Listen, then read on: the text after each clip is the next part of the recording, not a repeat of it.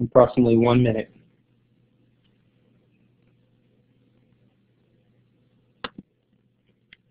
Hello everyone.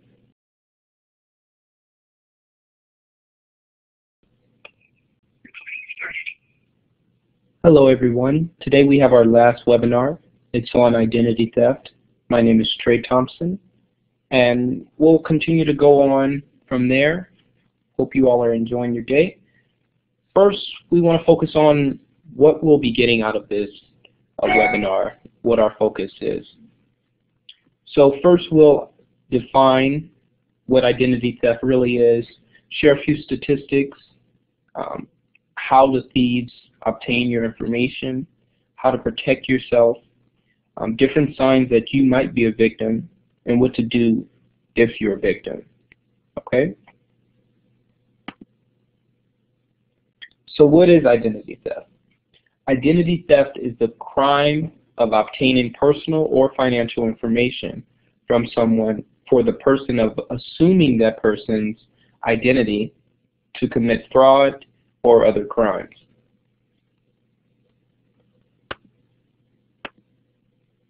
Now, to share a few statistics about identity theft, on average, after becoming a victim of identity theft, it takes about 330 hours to repair what was done for those situations. And the average cost is about $3,500 to $10,000 to rebuild and to take care of all the necessities of being a victim of identity theft. There are over 9 million victims each year in the United States alone. So as you can see, this is a very important topic that we're glad we want to cover so you can learn a little bit more to protect yourself from these thieves. And over 50% of the victims learn of their identity being stolen within 3 months. So after 3 months, or during 3 months, that's when half of the victims find out that their identity have been stolen.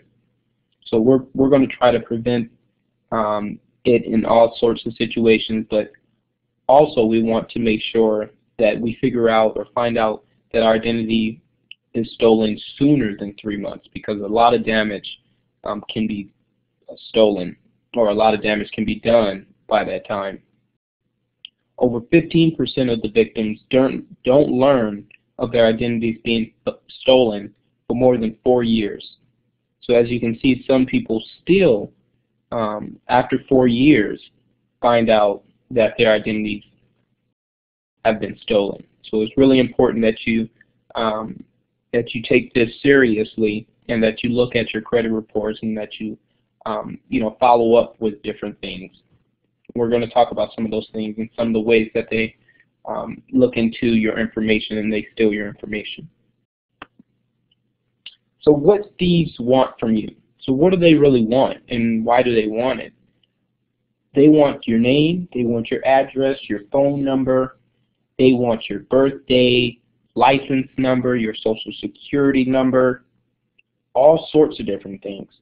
And it's really important that you hide all of this information from them. They want your online account information, your checks, your bills, passwords, account numbers. It's endless to the amount of information that they want and that they can use to affect you negatively. Now, how do they do it? Now, when it comes to identity theft and thieves, they have a lot of different strategies on how they want to steal your information. One of them is called skimming. So skimming is stealing your card information using another device. As you can see by the photo below, this is a device that might be placed on an ATM machine, might be placed on a machine at the gas station. It's really important that you shake or touch or try to figure out before inserting your card, be alert and look around and identify something that might be suspicious. So as you can see, they steal this information, Then they grab all the different PIN codes and all the different your card information and others' cards information, and they go and take that information and sell it, or they use it to charge different things online. So it's really important that that's one of the major ones that they're using right now, and that's skimming. Shoulder surfing, I'm sorry. That's when someone's looking over your shoulder and as you're writing a check or as you're using your credit card or debit card, and you have to use your PIN code and you have to put in your PIN code. So they're looking over your shoulder and they take your PIN code or they take your card number, or even some situations they have their phone out and they use their phone to record that information. So it's really important that you hide your passcode, and you hide that information from people, even at stores, even at places that you trust. I can contest to that because I make sure that, in my friends, they always laugh at me. I bundle down and hide my passcode for people so they won't steal my passcode. So that's really important also. Dumpster diving. It's going through the trash looking for pre-approved credit cards and other personal information. So as we stated before, they're looking for your address, your name, where do you stay, your PIN code, your favorite dog or cat name. So once you get these pre-approved credit cards or personal information, you should be doing something with all of that information so you will not be having it in the dumpster or having it in public places where someone can find it and gather that information and try to steal your identity. Some other ways include changing your address. So they divert the billing statements to another location by completing the change of address. So with doing that, someone is saying, I don't live at this location anymore, I live at this location.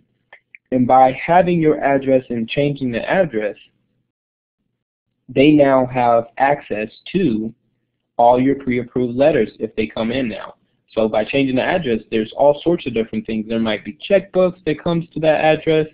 They might have enough information to steal your identity and open a new checking account and receive checks for all sorts of different things. So it's really important that if you see something weird going on with your address or mail is not coming to your home, then that's something you need to keep in mind. And you need to follow up with the post office with.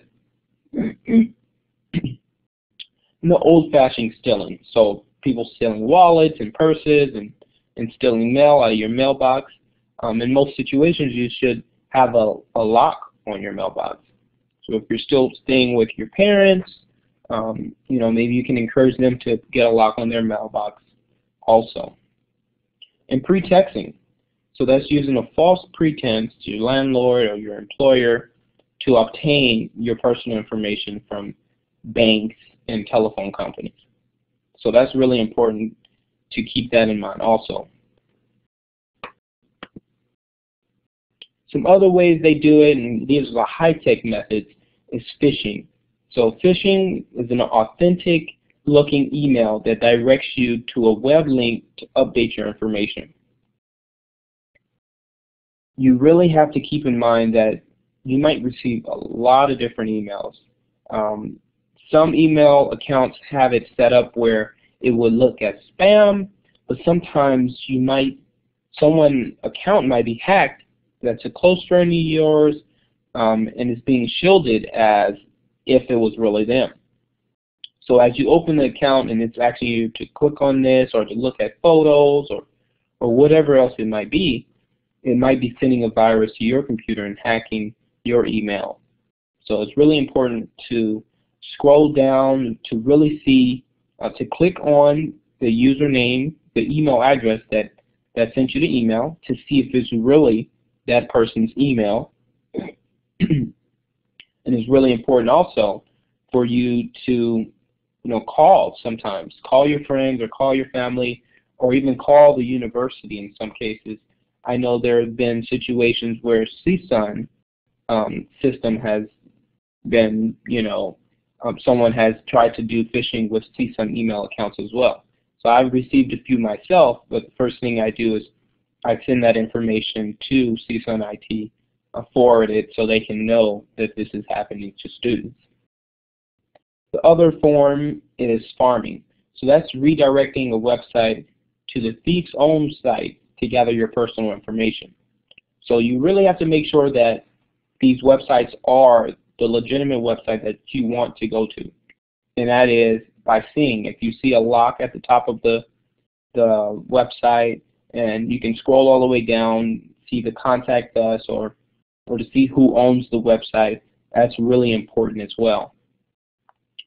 Then there comes the Twin Wi-Fi hotspot. So with the Twin Wi-Fi hotspot, you have to make sure that you're clicking on the right hotspot. You're clicking on the right Wi-Fi login. So hackers create a hotspot with the same or similar name as a legitimate hotspot, such as the airport, a coffee shop, etc. This can be done at a lot of different places. The main one can be Starbucks even. If someone has a Starbucks, and it's a Google, and you're like, okay, well this is the Wi-Fi. But someone can be in Starbucks also and have a similar website and a similar name hotspot that you want to get access to, just so you can get on the computer. Now you have made your computer vulnerable to viruses and to that person's access. So now they have access of your computer and all that information, and they can use whatever they need or take whatever they need from your computer. And a lot of times that's your card information that might be saved in your computer, so you might not want to save that information on your computer as well.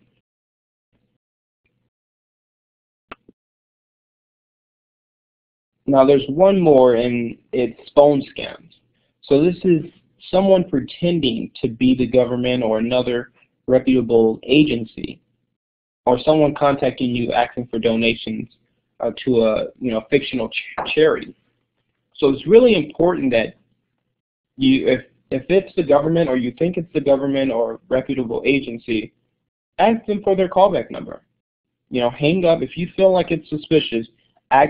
Hang up on them and ask them for their contact information where you can give a call to the agency.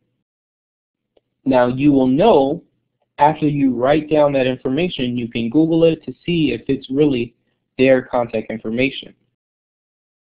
Most companies will not ask you for your social security number, your birthday, or any of the other sensitive information without you first contacting them. So it is important for you to keep in mind that most companies will not ask you for that information. It's really important for you to keep that in mind. I've had a situation with myself, and they called acting like my phone provider at T-Mobile. And as they called, a few hours later, I heard on the news that several of people received phone calls similar to mine, and they gave out their social security number. So it's really important that you take heed to this information, especially the phone scams. They try to go after vulnerable older people, who might believe that it's their grandson, or that it's a donation or a charity. So it's really important that you keep this information in mind.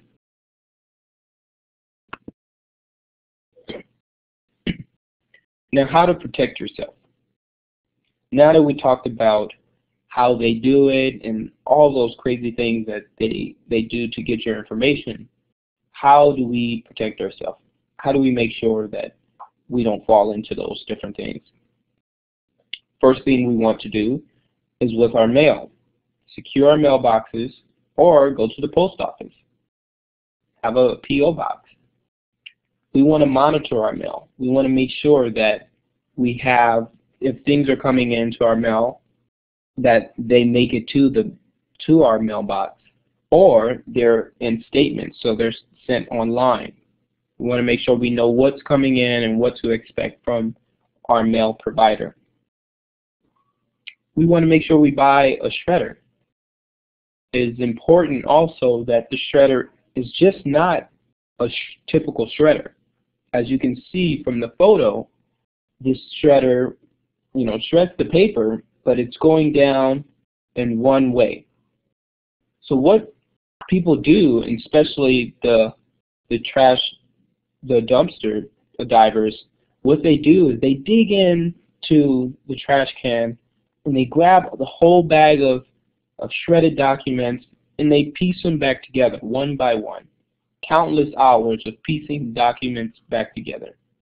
Now it is important that you purchase a shredder that is a cross shredder. So it cuts in so many different ways that you will not be able to identify what the words are on the paper. These can be a bit expensive, but if you get one, you can share with your roommate or you can share with your household, and it'll be a great investment. I have one myself. It's very important. All your credit card offers, all the mail that you don't want, don't just throw it away. You want to be able to shred that stuff so you won't get caught up in having dumpster divers looking for your information. Now, when it comes to banking, do not give out your personal information if a bank calls you. Remember, you want to be doing the calling. You want to be giving out your information if you call the bank, and you know that would be the right information, the right number, because it's either on the back of your debit card or it's a number that you found on their website. So it's really important that you keep that in mind also. When you pick up your checks from the bank, don't have them mailed to you. It's really important that your checks don't come in the mail, because what happens if someone steals them? And you have to order new ones. So that's really important that you do that as well. Check your statements. Make sure that you're the one doing those transactions. See if any transactions look unfamiliar. And get your free credit report at annualcreditreport.com. It's really important that you know what's on your credit, because if it's something unfamiliar to you that's on your credit, then someone else is using your credit. Now, if someone else is using your credit, you may be a victim of identity theft. And you want to make sure that you know exactly what's going on with your financial situation and with your personal information. How to protect yourself with your personal computer. Never click on those links on the side. Try not to click on those things. We know they might be really cool shoes, or they might be the newest game that's out. Let's not click on those links, because some of them are bad for your computer as well as for your information. Open files or download programs from people you don't know. Don't take them. Don't use them. Those are, files or programs that someone sent you and you don't even know them. Then you really want to rethink letting that information into your computer. Use a strong PIN code. Use numbers that someone wouldn't imagine you typing. Don't just write, 6666 as your passcode or your PIN code for your card, because anyone can determine what that is. And also for your logins on the computer, what does your PIN code consist of? You want to make sure that your PIN code it has characters, it has a uppercase character, a lowercase character, a special character, which can be anything from a dash to a colon. So you want to make sure you have those things inside your PIN code, because it makes it even more difficult for that person to steal your information. Now, don't give your information your personal information out to anyone unless, remember, you initiate the contact. It's really important, and I tend to reiterate it a lot, that you have to be the one who called. You have to be the one that initiated contact. Someone just doesn't call you and say, okay, I need your social security number to get access to your account so we can see what's going on. Well, what's the problem? If there's no problem, then you shouldn't be giving that information out. Remember, you want to initiate the contact so you can give your information out, or go inside the branch, or go inside to that local business that you want to call or talk to. Don't send personal information through public Wi-Fi networks. Public Wi-Fi networks, if you have something quick you need to do, or a report that you're using on Google Drive, that's really what it's for. But when it comes to your personal information, such as you're signing online on the bank, well, remember, sometimes those Wi-Fi networks might be another Wi-Fi network that is tricking you. So by not sending your personal information, you won't get caught up in that. Turn on firewall when connected to your public hotspot and Wi-Fi. So when you're at those places like a coffee shop or different other entities, you want to make sure that your firewall is on and that it's up to date as well. Because if it's not up to date, then it won't be running as effectively as it should. Now here are the signs that you may be a victim. Now if you're receiving statements from lenders that you never contacted, then you really want to figure out, hey, I don't know these people. What's going on? You want to make sure that you have that car if the statement is for a new Honda Accord. If not, then you need to go and figure out what happened or who has your information. And you'll know that you have become a victim of identity theft. If you notice missing bills or other pieces of mail not coming to your address, well, that might be another sign as well. Remember, we discussed how they can change your address and send your bills or send your mail to other addresses. So it's really important that you stay keen to your missing bills and your other mail. Purchases or account withdrawals that you don't recognize.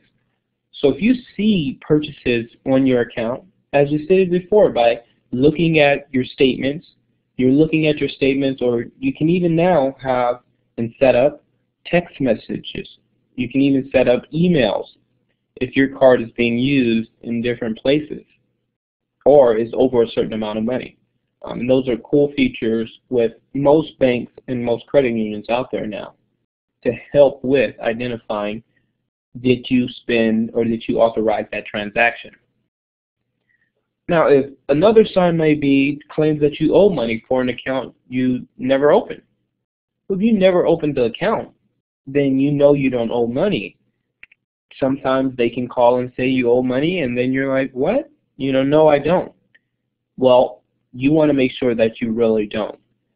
And that goes as far as seeing when it was open, doing your research, and figuring out what happened with the service that was provided or the item that was purchased.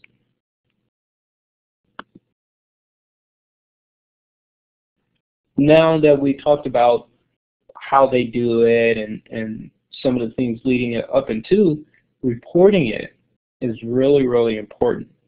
The idea with reporting the process of identity theft and you being a victim is contacting your credit bureau. So there are 3 credit bureaus. You want to make sure you call at least one of them. I would call all 3 to make sure that they have and they know that you have been a victim of identity theft. So they will send you a report and they will make sure that your account is closed off for a period of time, and you can set up that time period. So it's really important that you call them and set up a fraud alert on your account. Okay? You contact your banks, you contact your credit card issuers to close your different accounts or put holds on your different accounts, because mind you, if they've been tampered with, then that person has all that information and can use it against you, or can use the limits, use the cards online, or take all the money out of your bank account. Next thing you want to do is file a police report. You can go down to your local police department and file a report, and they know exactly what to do when you say, you know, I believe I'm a victim of identity theft. You'll explain your situation, and they'll write a report, and the next step you would have to do is to notify the authorities about any of your information that might have gone missing. So if your wallet was stolen, that ID that you had in your account, you want to tell the proper authorities of that ID going missing. That's the DMV, or even the passport. So those are really important legal documents that somebody has or someone trying to use is a major crime. Some other tips that I give is more focused on what you need to do and what during the process, what's going on and what needs to happen. So that is to act fast. It's important that you have a small window of opportunity for some of the different things that are on your account, such as your debit card or your credit card. In most situations, you have as small as a few weeks, in some cases, to say, you know, to get your money back in case somebody had an unauthorized transaction on your account. So it's really important that you contact the bank and you look at your statements to see how far back have they been using your card, or when have they been gaining your information. You want to keep all records of the conversation. So if you can, if they call back, you can put it on speaker and try to record it, or you can take a screenshot of the emails, or save all the emails, print all the emails that person was sending you. It's really important that all those different things, even the statements that have the transactions that you did not do on, you want to make sure you keep those. And you keep a copy for your records, and you can send a copy as well to the credit bureau.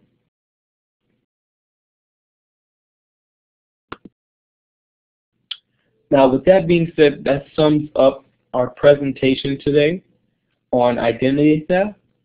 Now, to reiterate, act fast. It is really important. It's very important that you know exactly what's going on in your financial background.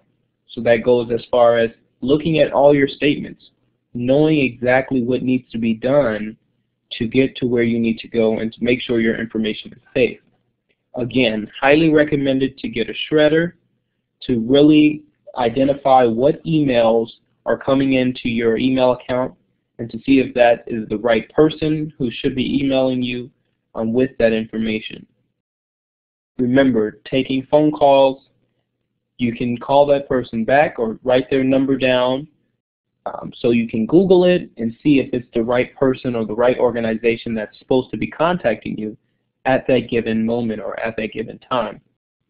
Thank you again, and I hope that you all like us on Facebook, check out our YouTube channel, and even access our website for more information. Thank you, and have a nice day.